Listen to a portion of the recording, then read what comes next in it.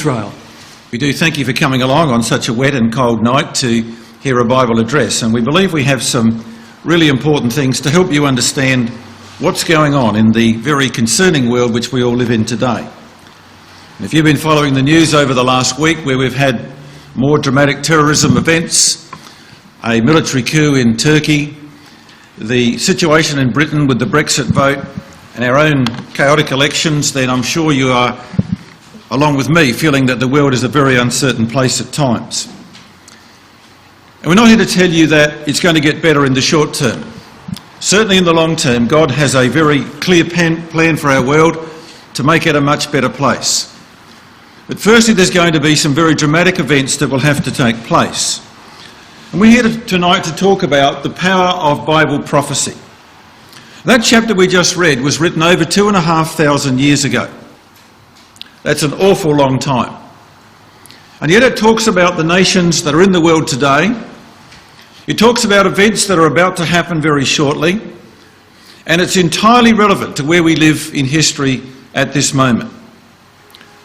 How could it be that a prophet in Israel, writing 2,500 years ago, could be so accurate about the situation of our world in which we live? Well, it can only be because God caused these men to write.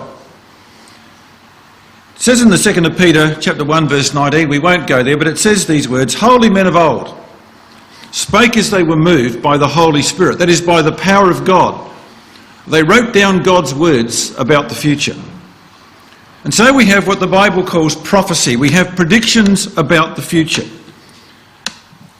In verse 17 of this chapter, Ezekiel 38, God actually has words recorded here that he will actually address to the Russian aggressor that tries to invade Israel. And God says this in verse 17, "Art thou he of whom I have spoken in old time by my servants the prophets of Israel, which prophesied in those days 2,500 years ago that I would bring thee against them?" And you see, God already has prepared his speech for the future. And he says it's in there in the prophets. And we go to those prophets today. We're going to look at just two prophets tonight, Ezekiel and Daniel, to actually look at this particular aspect of prophecy about the invasion of Israel. And there is a future invasion of Israel, which is the subject of this chapter and of part of Daniel chapter 11. It will be an invasion that comes from the north of Israel. In verse 6, Gomer and his bands, the house of Togarmah of the north quarters. In verse 15, you shall come from thy place out of the north parts, thou and many people with thee. So we have an invasion from the north of Israel. If you know anything about the geography of the world and you draw a line directly north from Jerusalem, you almost cut in half the city of Moscow. Directly north of Israel, in the uttermost parts of the north, as it says here, is the nation of Russia, right across the top of the world above Israel. So quite accurately, we have a prediction of an invasion from the north. An invasion that involves great armed forces. Have a look at verse 4. It says, "A great company with bucklers and shields, and all of them handling swords." Now they are the implements of the time of the prophet. We understand, of course, that the weapons that will be used in our day will be vastly different, but no less weapons of war. We're told in Daniel 11 there will be many ships. Russia has, in the last 30 years, completely revamped the power of its navy. And there's going to be a massive earthquake when God intervenes in this war. And that's we described in the latter parts of the verses. And that is what the Bible calls Armageddon. And we'll talk more about that later on. So in chapter 38 and chapter 39 of Ezekiel, we have a very clear prophecy about a future invasion of Israel. The theme is clearly an invasion. When you go through this chapter, it talks about an army being dragged by God into the Middle East. Look at verse 8. "After many days thou shalt be visited. In the latter years." Now there's a phrase that you find that comes up a couple of times in this chapter, in the latter years. It's again in verse 16. So this prophecy wasn't for Ezekiel's days. This was for a time long distant from Ezekiel. And the Bible says the latter days are the days that you and I live in. So here is a prophecy for today. And it's a prophecy about an invasion. Verse 16, "You shall come up against my people of Israel as a cloud to cover the land, like a storm cloud coming in with great devastation." So the theme is an invasion of Israel. The aggressor, well, who's the chapter addressed to? Who is God talking to when he gives these prophecies? Well, it's there in verse 2. "Set thy face against Gog of the land of Magog, the chief prince of Meshech and Tubal, and prophesy against him." So the power that God is talking to in this chapter is the aggressor that he calls Gog. We'll explain that in a moment. Where from? Well, from the north, as we said in verse 15, out of the north parts. The motivation. Well, the motivation is spoil. Look what it says in verse 12, "To take a spoil and to take a prey." Now, the idea of taking a prey is going on the hunt for something.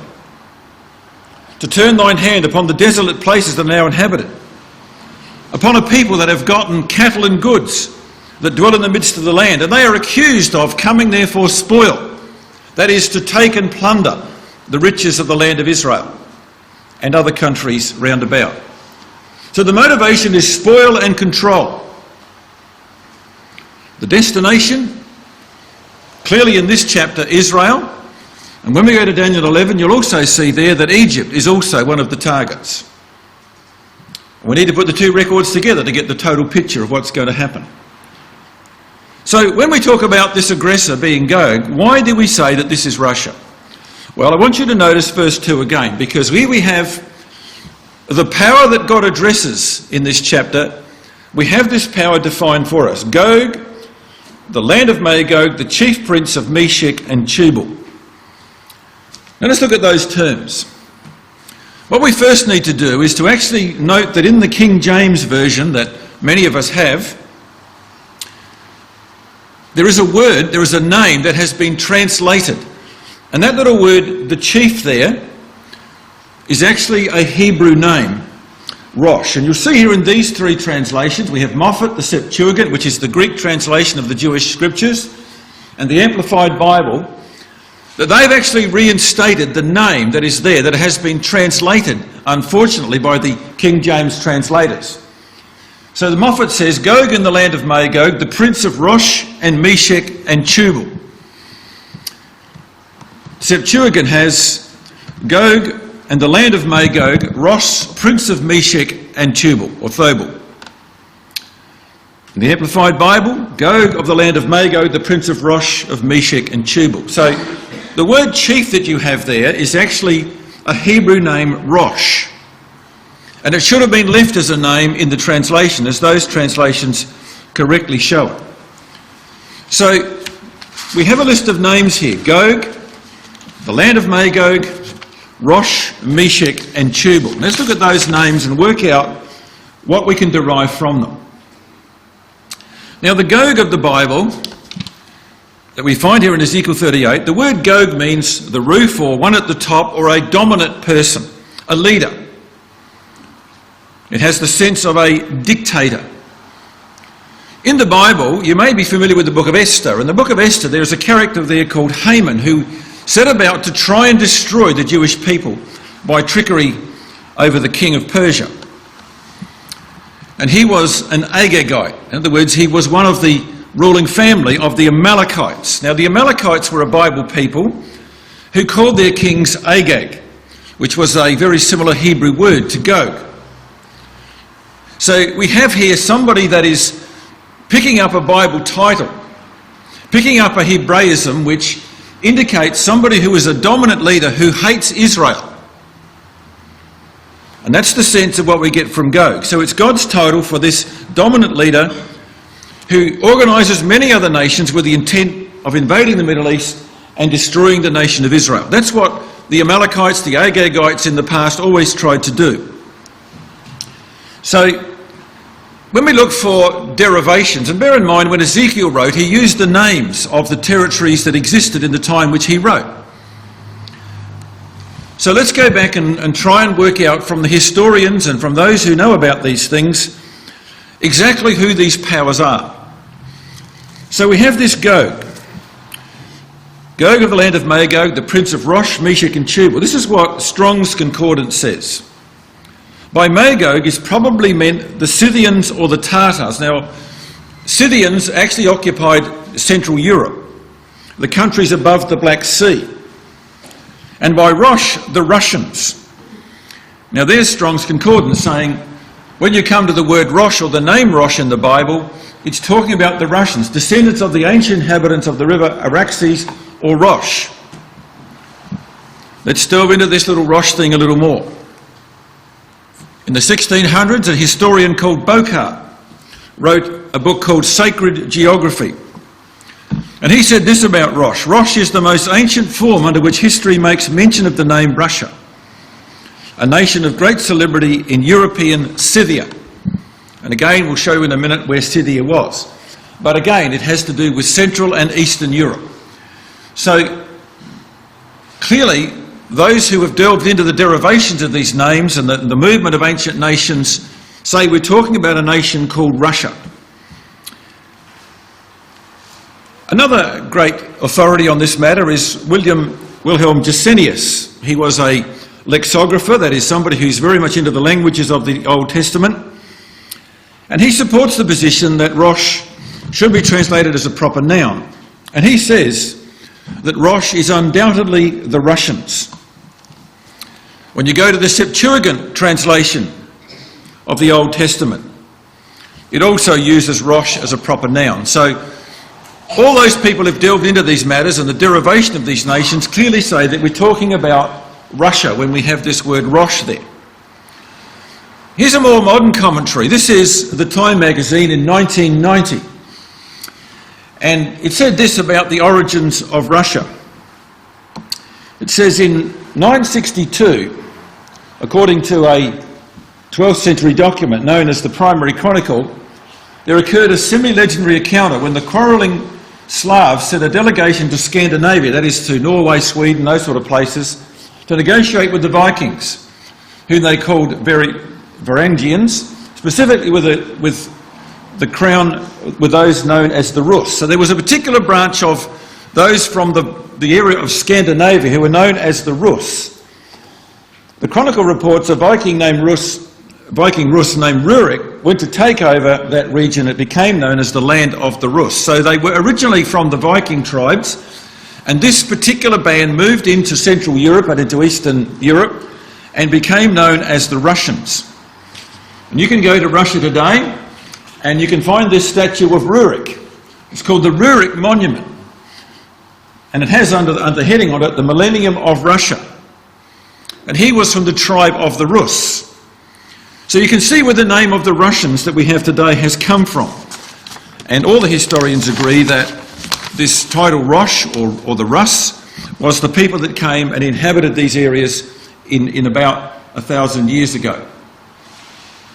So back in 1054 we have this territory that was controlled by those people known as the Rus, and it was most of Central Europe and right across, you can see over here the territory of Russia as well, and the Volga and those regions of Russia to the east. And so they were above the Black Sea. This is the Black Sea. We have Turkey down below here today and Europe across to that side. But this is the area that they originally occupied. So they are above the Black Sea. And that's the territory that we're talking about. So there's really not any doubt that we have here a description of modern Russia. The aggressor in Ezekiel 38 is called Gog, which is the dictator. The land of Magog, which is ancient Scythia, which is Central Europe. The chief prince of Rosh, which is Russia, and of Meshech and Tubal. And those are the ancient names of Moscow and Tobolsky, which was the capital of Siberia. The river Tobol is over in Siberia, which indicates the total dominion of the Russias, both the eastern part and that beyond the Urals. So we have here this description of this aggressive power in Ezekiel 38, using the ancient names but traceable down to our day to day. So we can confidently say that God was talking about Russia in our day. Now we're told here that this power, this Gog, will assemble many other nations. Look what it says in verse 4. It says, I will turn thee back and put hooks into thy jaws. So God will actually bring them forth. God will cause these things to happen. Your army, with their horses, horsemen, even a great company. And we have in verse 5 and 6 a list of the nations who will join willingly in the confederacy with this invading power. And these are the nations. So coming from the area of Central Europe, this is where Scythia used to be, up here in this area here. The prince of Rosh, Meshech and Tubal comes from the north of Israel. Here's Israel here. So directly north of Israel, you go into the territory of the prince of Rosh, Meshech and Tubal. Now, ancient Scythia was, again, this area north of the Black Sea, around here. So this is without any doubt where the great invasion will be headed from. But there are many other nations that join with them in their invasion of the Middle East. We have Persia. Now, the ancient territory of Persia incorporated what we know today as Iran and Iraq. So that's very much identifiable today. Both of them Muslim nations, both haters of Israel. Iran in particular is sworn to the destruction of Israel. You can see why they would join up with this confederacy of nations. Ethiopia. Well, today Ethiopia has moved away from where it was in ancient times. We would call that territory that Ezekiel spoke about as the Sudan, which of course is also a Muslim country and opposed to Israel. Libya. Well, we know about Libya, currently in a state of chaos, but there are a number of interventions happening there which are quite interesting, in which Europe and Russia have a hand. Libya, over on the north of Africa, will be involved in this confederacy. Tagama, we can trace as modern-day Turkey. Fascinating that only this week there's been a military coup in Turkey. Who knows where Turkey's going to go in the future? Goma. Goma are the Gauls. We'll talk about them in a moment, but that also relates to France, which is even more west in Europe. And many others, and that includes all the other nations of Catholic Europe. And we could go to other places in the Bible and show you how we derive that. But let's just take it on face value for the moment. Talk about Goma. It mentions there in verse 6, Goma and all his bands.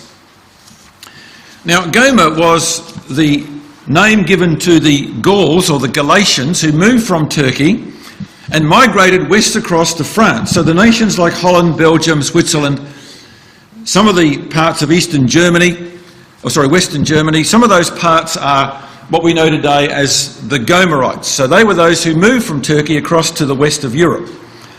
Very much all Catholic nations, and again, the Catholics are very much involved in this process as we read from other parts of the Bible. So we have this confederacy of nations that's going to be put together under the control of the prince of Rosh, Meshech and Tubal. And they will come to invade the land of Israel. Look what it says in verse 8. After many days you shall be visited. In the latter years thou shalt come into the land that is brought back from the sword and is gathered out of many people against the mountains of Israel, which have been always waste. But it is brought forth out of the nations, and they shall dwell safely, all of them. So there's no doubt that we're talking about the nation of Israel. I want you to notice a few things from verse 8 that were prophesied 2,500 years ago. Number one was that they would be scattered from their land and brought back. The Romans in AD 70 dispersed the Jews all over the world. Their land was taken over by other people. Remarkably, in the last century, the Jews came back into their land, established a nation, and have survived all the attempts by the Arabs to remove them. They're now regarded as perhaps the fourth or the fifth most potent military force in the world. They're a very significant factor in world affairs. They're always in the newspapers. God says that land of Israel that was laid waste for thousands of years, would come back and become a mighty nation at the time of the end, in the latter days. They're gathered out of many people. You know, the Jews claim that they have brought back their people from some 150 odd countries. And God nominated the name of the state in verse 8, the mountains of Israel. There was a lot of debate at that time, in 1948, when they gained their independence, what they would be called. Under the British Mandate, which went from the 1917 onwards, that country was called Palestine. There was a lot of debate what they would call the new nation. In 1948, when the United Nations gave them their independence. Finally, they came up with the name Israel. In fact, they used the very words, the mountains of Israel, Eretz Israel. And God had said a long time ago that that's what they would be called at the time of the end. So God was foreseeing all these events, and they would dwell safely, all of them. And the word safely there has the idea of confidently. And the Jews are very confident. Now that the Arabs are all fighting each other, the Jews are very much strengthened in their position in the Middle East. So God had it right, and that's exactly the time when he said that the invasion would come. Because in verse 9, he says to Gog, to Rosh, you shall ascend and come like a storm, as a cloud to cover that land. Thou and all thy bands and many people with thee. So all these nations are going to confederate under Russia's control, and they will come into the Middle East by way of invasion. Now notice it says in verse 11, that you will say, I will go up to the land of unwalled villages. The Time magazine publishes aerial photographs which you have to guess where it is. And one of the unusual photographs they put in a recent magazine was this one. Where in the world is this? Well, there's a village in Israel. Israel is known for its kibbutz system. And part of its re-establishment has been to establish these agricultural communities where the community things are all in a circle and the fields radiate out from that. And God predicted that, a land of unwalled villages. They would be known, the only nation in the world to have that system of farming. And God said, they will be having cattle and goods and dwelling in the midst of the land in verse 12. So we have this great prophecy about how the land would be organised. And then we have in verse 10 the thinking of the aggressor, the thinking of Russia as to why they would invade.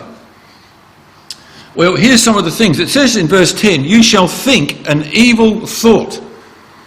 So the motivations are here. Think of the value, if you were Russia trying to conquer the world or take control of the Middle East at least, one thing you would go for would be the Suez Canal. Their navy is largely concentrated in the Black Sea.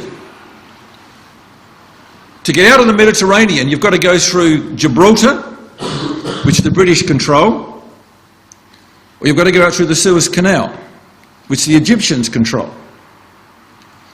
If you're going to make a move for a military conquest in the Middle East, you need control of the Suez Canal. So one of the things they're going to go for is the Suez Canal. Israel has developed incredible technology.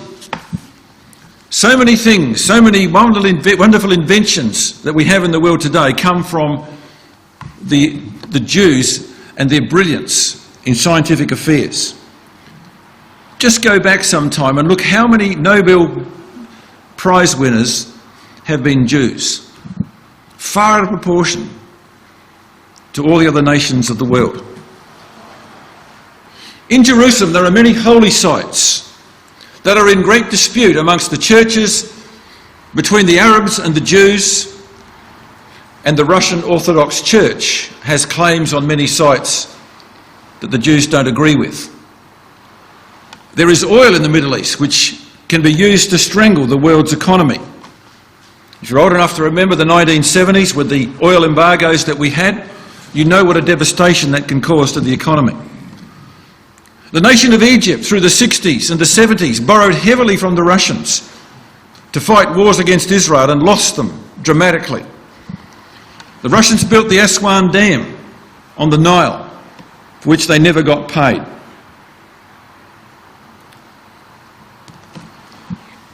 And there are many nations in the Middle East that Russia would like to curry favour with, who have one thing in common: they all hate Israel and want it destroyed. And so we can see how very likely, whether it's this Russian leader or another one, somebody with this dominant, conquering spirit will lead nations into the Middle East to take over the Holy Land of Israel. Now, you would expect there to be a protest if there was such an invasion. When we come down to verse 13, we have the protest from the Western nations and some of the Arab states. Bearing in mind, these are the ancient names of these territories: Sheba and Dedan. So the people of the Arabian Peninsula. That would include Saudi Arabia, Kuwait, Qatar, Dubai, and the other Gulf states, Bahrain, places like that. They have an interest in their oil not being taken over by the Russians. One thing fascinating about both the aggressor and those who protest is everybody's interested in money and commerce, goods, cattle, spoil. That's what binds their interests together.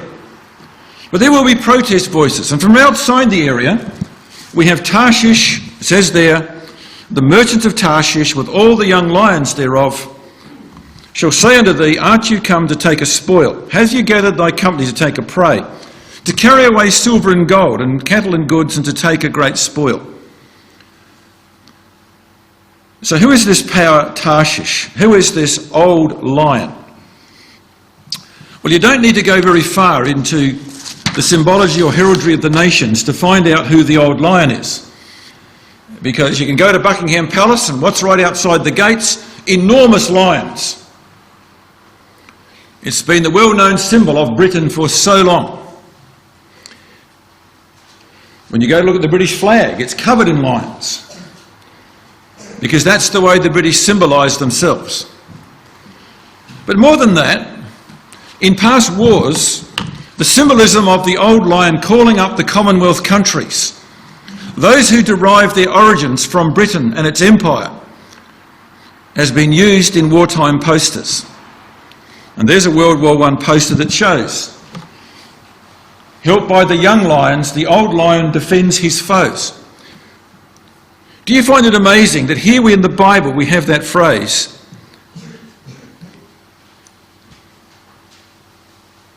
the merchants of Tarshish with all the young lions thereof? So you have an old lion calling the young lions, trying to gather the support of the Commonwealth countries. Christadelphians have been saying for 160 years that at the time of the coming of Christ, Britain will not be wedded and welded to Europe. We've been saying that for 160 years, that at the time of the end, in the latter days, Britain will not be part of Europe.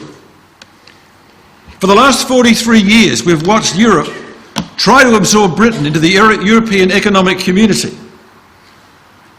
And you may be aware that in the last couple of weeks, they voted to leave, the Brexit. The situation is now becoming extremely right, where England can stand apart from the European nations that will join with Russia and protest about this invasion in the Middle East.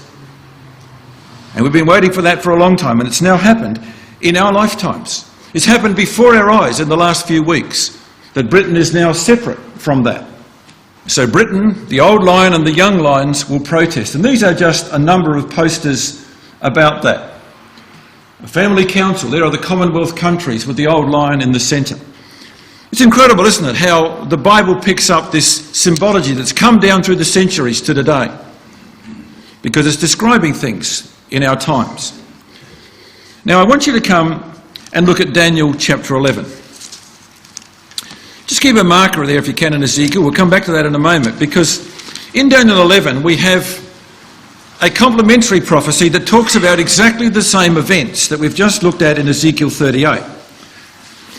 It gives us the conclusion of the matter, and then we'll go back to Ezekiel 38 and see how that is described in the same terms in Ezekiel 38. But we're looking at nations that we've actually identified, Tarshish being the power of Britain, France Belgium, Luxembourg, these countries which are Gomer, Magog, Central Europe, Germany and the other nations here, Rosh, Meshech and Tubal, all under the control of a dominant leader called Gog. Turkey here, which we believe will be the first country to fall under this invasion, and then the Middle East below that. But when we come to Daniel chapter 11, we have a complementary prophecy that we need to understand. Now let me make some statements about Daniel 11, which might be a little hard to understand. I'm going to ask you to take some of them on face value. We don't have the time tonight to deal with them in depth. Daniel 11 is recognised by historians as one of the most incredible prophecies in the Bible because it traces the history of the ancient nations of Greece and Persia and Rome over a period of some 700-800 years. And with remarkable accuracy, it actually makes 64 individual prophecies, every one of which has come to pass with great precision. But Daniel, who was listening to this, being delivered by the angel Gabriel, became worn out with trying to take in the quantity of detail that he was getting. And so what the angel did was to just go to the end of the story. He could have gone on describing the events of the next 2,500 years to Daniel. But he chose to jump right to the end of the story and said, this is how it's going to finish, Daniel.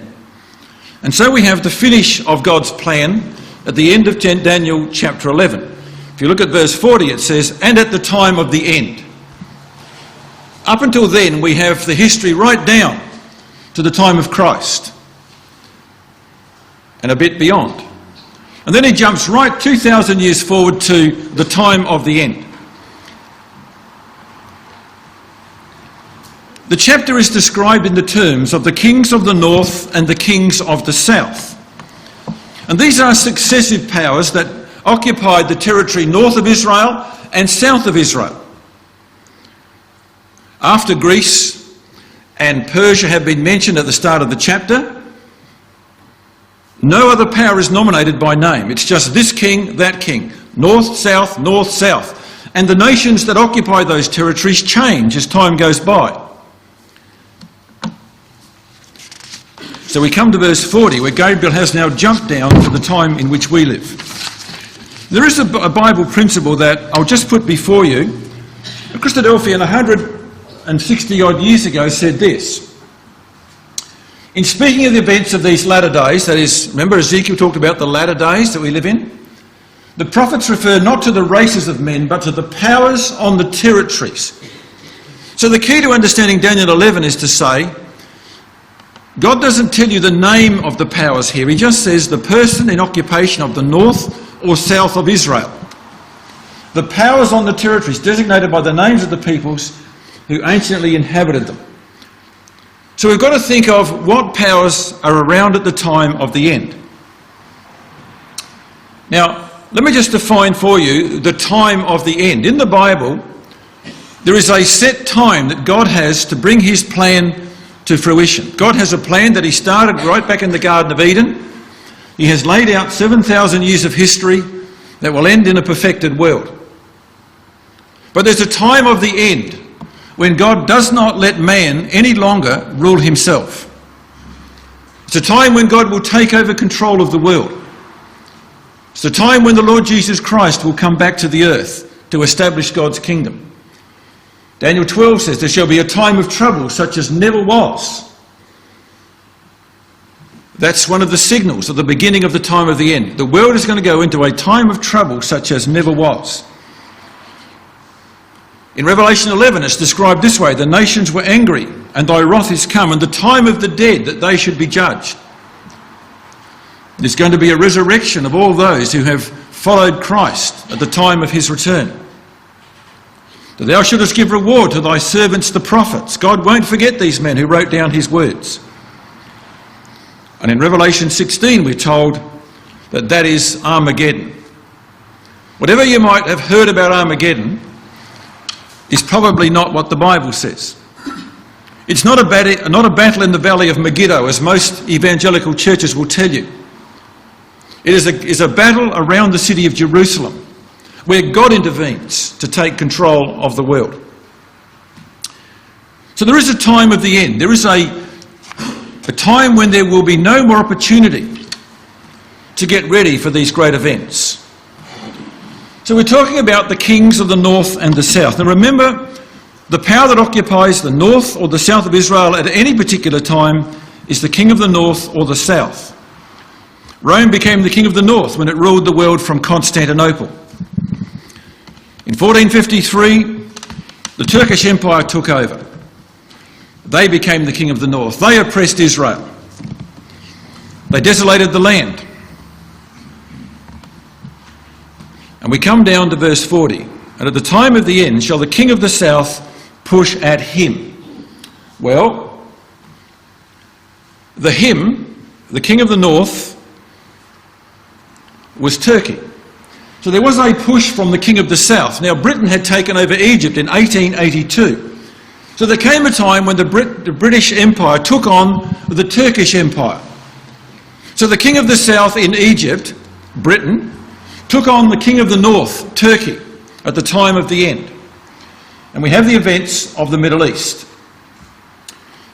The Turks have been in control since 1453. They dominated God's land for 450 years. They occupied Israel for that time. But from 1820 onwards, the Turkish Empire began to shrink. It had gone right across to Spain, right up into Central Europe. But it began to shrink. And we find that there was a push from the south against the Turkish Empire. You may be aware of the events of the First World War, when Turkey came in on the side of Germany, and the British from Egypt advanced through Israel against Turkey. And Jerusalem was the main target of that attack. General Allenby led the British troops to take over the land of Palestine and to drive the Turks out of God's land. General Allenby decided to come into Jerusalem on foot as a mark of respect, and the Turkish surrendered the city of Jerusalem without destroying it as they had intended to do. All of that was controlled by God. What happened after that was that at the end of the First World War, the British government made the Balfour Declaration, which was a guarantee to the Jews that they would have a homeland of their own. That came out of the First World War and the gratitude of the British government to a Jewish scientist, Chaim Weizmann. So they now had the beginnings of their new nation. They could begin to regather themselves back into their land. And so they went back. Now, let's read what it says in Daniel chapter 11 about the Russian invasion. So remember, the king of the north and the king of the south changes. The king of the south shall push at him. So Britain pushes against Turkey. The king of the north shall come against him, that is Turkey, like a whirlwind with chariots and horsemen and many ships. So again, great amount of armour and a huge navy. Shall go into the countries, overflow and pass over. He shall come to the glorious land, and many countries shall be overthrown. But these shall escape out of his hand, Edom and Moab, and the chief of the children of Ammon. So this is talking about the same invasion that Ezekiel talked about. There we know that the king of the north, out of the north parts, will be Russia. And their first conquest will be Turkey. Now Turkey and Russia have been at odds. Remember the Turks shot down a Russian plane over Syria? That didn't go down very well. Turkey is largely a Muslim country. The Russians have a problem with some of their policies. We are looking for a time when Russia will find excuse to invade Turkey because they need the control of the Bosphorus. To get their navy out of the Black Sea, they have to go through the very narrow Bosphorus Straits, which are controlled by Turkey. Those straits are vitally important to shipping. That's why they sent the Australians there in 1915 to Gallipoli to try and take those straits. The Russians need that control, as well as the Suez Canal. So, what we see in verse 40 to 45 summarises what we had in Ezekiel, the same information. Because Turkey is a member of NATO, a lot of NATO bases are currently on Turkish soil, and the Russians hate that, and they want them removed. So they'll come from the utmost parts of the north and they will have this invasion. And let's just summarise what this says. It says there, the land of Egypt shall not escape in verse 42. So they're going to go right through Israel, down into Egypt, because there's the Suez Canal and there is the recovery of their assets in Egypt. Egypt also has oil fields. So let's just summarise what this is saying. The nations conquered will be Turkey, Israel, Egypt, Lebanon and Syria. The allies of Russia will be Iran, France, Libya, Europe, the papacy, Muslim Sudan, and some nations will actually escape this invasion. It says there, Edom, Moab and the chief of the children of Ammon, which we would say today is Jordan and Arabia. And we're told that they will actually rescue the Jews who flee eastward. The targets for Russia, well, Israel's prosperity and industry, the spoil. Egypt's wealth, the recent gas fines and the payment for the old debts, the Suez Canal, the Middle East oil and gas reserves, recently discovered in the Eastern Mediterranean. You might be aware that there have been enormous discoveries of gas and oil in the Eastern Mediterranean, which means that Russia's oil price may go down if that's exploited by somebody else, and the holy sites in Jerusalem. Plenty of reasons for Russia to get involved in invading the Middle East. Well, the final battle is described in verse 44 and 45. Tidings out of the east and the north shall trouble him. He shall therefore go forth with great fury to destroy, to make away many. So once he's got to Egypt, once Russia has got into Egypt, this king of the north has gone right through those countries and got into Egypt, he's going to hear of things happening back in Jerusalem from the northeast of Egypt. Rush back there, and there's going to be a great standoff of nations around Jerusalem, with all their armies arrayed around the city of Jerusalem. And that standoff will be the final stage for the battle of Armageddon and God's intervention. Because it goes on to say, when he plants his palace between the seas, that is between the Mediterranean and the Dead Sea, around the glorious holy mountain which is in Jerusalem, he shall come to his end and none shall help him. So there's going to be a great devastation in Israel. Let's go back to Ezekiel chapter 38. I went across there just to show you this is not one isolated prophecy. God said, I have spoken in the prophets of Israel. We could have gone to Zechariah 14. We could have gone to other places to show you the same story, but it's here in the Bible. So God's battle with Gog. Well, you don't need me to interpret what God's going to do to this aggressor that comes into Israel. God says in verse 18 of Ezekiel 38, it shall come to pass when Gog shall come against the land of Israel, saith the Lord God, my fury will come up in my face. In my jealousy have I spoken. There shall be a great shaking in the land of Israel. And God's going to cause an enormous earthquake, the likes of which the world has never seen, centred on the land of Israel. It will devastate the armies that have been gathered there against Jerusalem. And God says he will destroy the power of Gog in Israel. Look at chapter 39 and verse 2. Verse 1. Prophesy against Gog and say, thus saith the Lord God, behold, I am against thee, O Gog, the prince of Rosh, Meshech and Tubal. And I will turn you back and leave but the sixth part of thee, cause thee to come up from the north parts and bring you on the mountains of Israel. And God goes on to say that he will bury Russia, their army. 5/6 of it will be destroyed in Israel. Now, look at the annihilation here, this incredible earthquake and the destruction it will wreak. And then there will be great hailstones, fire and brimstone, volcanic activity. And God will use all of these forces of nature to destroy the armies that have come against Jerusalem and that are arrayed against his holy city. And that will be the start of God's conquest of the world. Again, if you're old enough, you'll remember this back in 1964. Khrushchev, the president of Russia, stood up in the United Nations and said, after the Cuban crisis, he said, we will bury you. Banged his shoe on the table and yelled at people to say the Russians would bury the rest of the world. Well, God doesn't say that. It shall come to pass in that day that I will give to Gog a place of graves in Israel. So God has said in his Bible, I will bury Russians in Israel. And it talks there about how they will gather the bones for 7 years to cleanse the land of the bodies that will be left after God has brought his great earthquake, fire and destruction upon them. And God will save Israel. There shall come out of Zion the Redeemer, the Deliverer, and turn away ungodliness from Jacob. God has not cast away his people, and there are so many prophecies that God intends to restore Israel as his people. So what do we see happening today? Well, we've seen Russia start its grab for territory. You have seen Russia put pressure on the Ukraine, take over the Crimean Peninsula. You've seen Russia go into Syria. You're probably not aware of the Russians going into South Ossetia. Another part over here, below the Caucasus, they've gone and invaded recently as well. They don't make the news, but Russia is consolidating its territory, and they're on the move.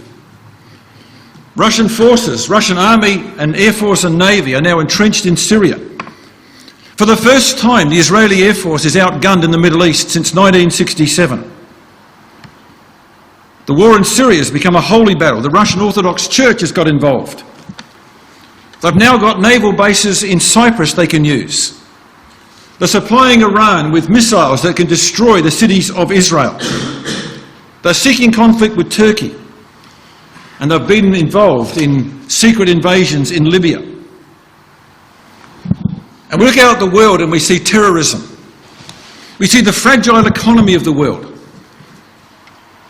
We see environmental damage.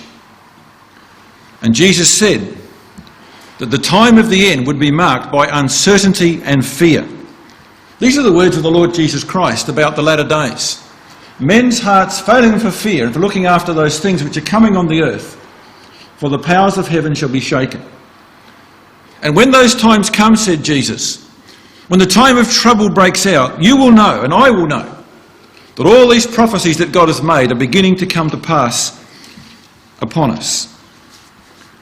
And it's going to be a time when people will have to make a choice, because the time will come, a time of trouble such as never was. You think of all the terrible times the world has known in years gone by, the world wars, and all the things that have happened in the past. God says this time of trouble will be such as never was since there was a nation on the earth. But it's a time of deliverance for God's people. If we have made our peace with God, if we have walked in God's ways, we can be delivered at the same time. Because the set time for God to favour Zion will have come. And that's the time his people will be delivered. Those who have accepted the truth of the Bible, who've followed in his ways, we can be saved at the return of Christ. So friends, listen to what the prophets have to say. God will do nothing, but he reveals it to his servants through the prophets. God has spoken by the mouth of all his holy prophets since the world began. Tomorrow's headlines are written here in prophets that wrote 2,500 years ago. Where to from here, friends? Well, we've had to gloss over many things. We've had to make a number of assumptions. We would love to spend time with you, perhaps in the privacy of our homes or somewhere of mutual agreement where we can sit down with our Bibles open and calmly go through all the detail of the things that we've said tonight, and to show you how you can have a part of these things. Don't put it off, friends. Everything we see happening is bringing these events to a culmination in our time. The warning is, don't get caught out by delaying. Jesus said this, watch and pray always, that you may be accounted worthy to escape all these things that shall come to pass on the earth, and to stand before the Son of Man. You have that opportunity. All we can do is to ask that you give us the chance to show you what the Bible offers you by way of hope for the future. We thank you for coming, and we trust you find that of interest. Thank you.